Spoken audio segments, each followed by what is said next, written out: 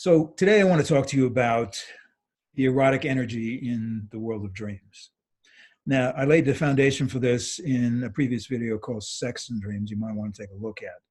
But where I want to start today is this idea of Eros. And you're probably familiar with the fact that the Greeks had a whole series of gods that the Romans adopted and renamed. And the one they changed the most was Eros. They turned it into Cupid. And Cupid is this little chubby baby with a bow and arrow. And sometimes it's blindfolded to show that love is blind. And, you know, we see it all Valentine's Day on all the cards. It's very much different than the Greek god of Eros. There are many creation stories around where Eros came from, but one of them is that he was hatched out of a giant egg way back when everything was in chaos. And in essence, he was an energy because that energy seeded the earth with creative power.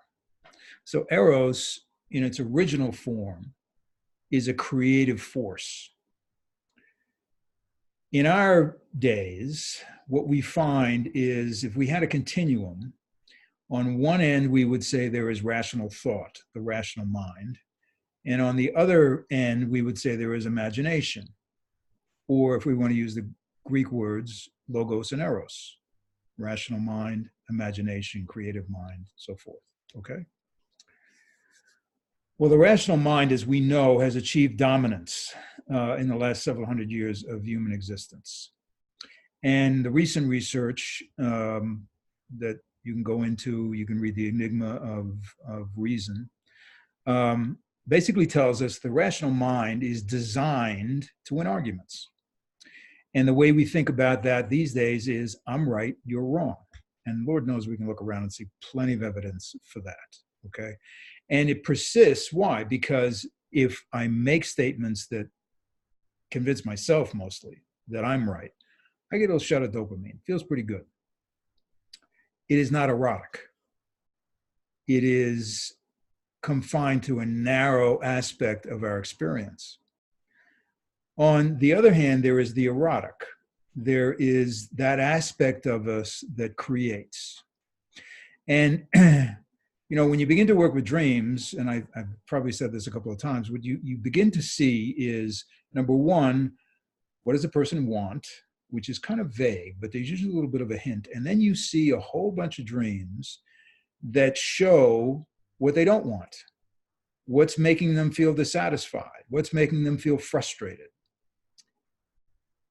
And then at some point in that process, you get what I would call an erotic dream. And the erotic dream, 9 times out of 10, is not about sex. It's about this feeling. It's about this sense that, oh, I've actually made a decision here. I actually can see in this dream how I'm going to feel. Well, the fact of the matter is, you got it. You already feel it. It may not have manifested yet in the way you want it to manifest, or it may not have manifested at all, except for the fact that you have this creative force in you that has come to the fore.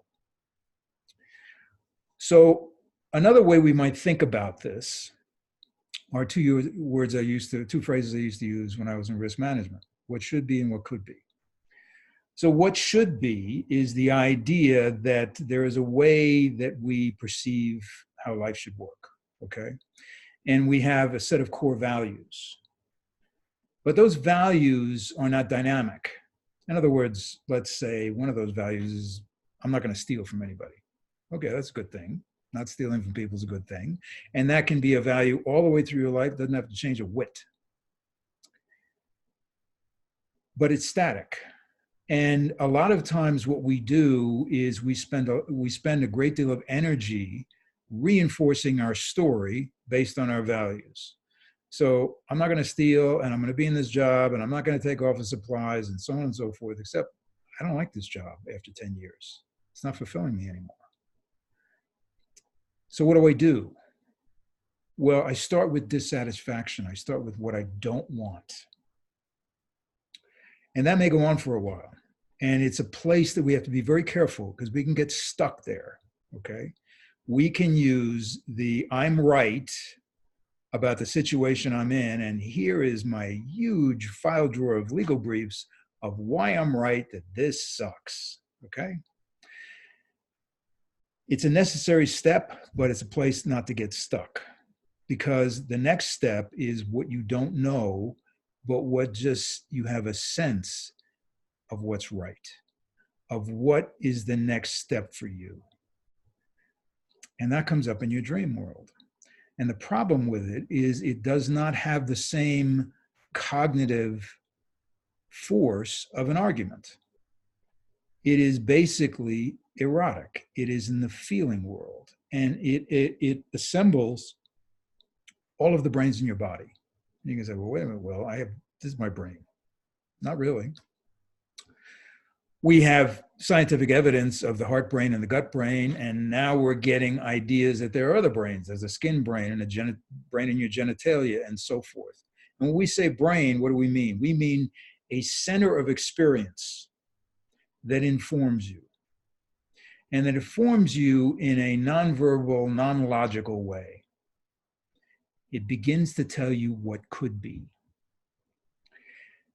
What could be is very hard to conceptualize because it's not now. It's not, for lack of a better term, what is, right? You know where you are. You know where you are probably is not where you want to be. And you just have this sense of what you want. And so I'm right, you're wrong is replaced by I want, I desire. And what happens in dreams more often than not is we find either you make a decision in a dream or you just have this feeling of well-being. You know, there's a client who just told me a dream recently about being in a garage in which there had been some project that he and a bunch of people were working on, and it had launched and it was on its way. And he was back in the garage looking around thinking, oh yeah, I got to clean this up because there was stuff that had been sort of left around. But I'm going to do it tomorrow because I want to go experience what this thing is. So that's the essence of what erotic energy is. And we have a tough time with it, particularly in the United States, given our history of who started the country and all that stuff, right? We have a tough time with the idea that this feeling of well-being and even beyond well-being, this feeling that is based in desire for wanting something is bad. It's not a good thing. If we can't think about it, if we can't make an argument about why it's okay or why we're right, we're in pretty rocky ground, you know, when we can't assemble an argument where all we can do is we can follow this desire. And that is the point of your dreams. And that is the balance between your dreams and your rational mind. And it does need to be a balance. You know, one is not supposed to overtake the other. Well, that's the situation we have right now. Your rational mind is basically running the show. It's not what we want. What we want is your desire to run the show and your rational mind to be the executor of that strategy. So this is why it's really important to track your dreams, even if you don't know what they mean. Okay, if you got nobody to talk to about them, it's not a good situation, but it's better to keep track of them, to write them down, to go back into them, to wander around the experience of your dreams, even the ones that don't make you feel so good. Those are important ones because they're outlining for you what you don't want to feel that way. So my wish for you is that you preserve this energy by honoring it, by remembering it, by documenting it, and if the spirit moves you, to work with someone.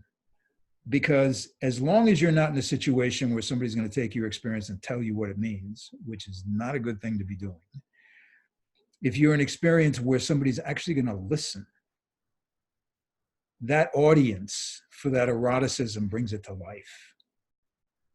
And it's a very intimate process when you start doing that, because the listener gets to see, and you allow a listener to see the eroticism in yourself. And that's a terrifying proposition for a lot of people. But it is also an extraordinarily liberating one. And I would suggest to you that in a world that we perceive increasingly as being incredibly chaotic and making not much sense at all, and being incredibly cruel to a lot of different people in a lot of different situations, stepping into your erotic desire is the most forceful thing you can do as a human being. Why? Because if you become actualized, if you become more and more integrated as a human being, that's the same kind of energy, the same kind of eroticism that lives in you that you can then walk through the world with. And even though it doesn't sound like it's a great logical argument that you can find on MSNBC or Fox News or whatever you listen to, it's much more powerful. So give yourself that gift this year. Be aware of your dreams, remember them, write them down, live in them, and give them the same kind of credibility you would give yourself when you walk around saying, I'm right, they're wrong. It's much more powerful. So I hope that's useful. Take care of yourselves.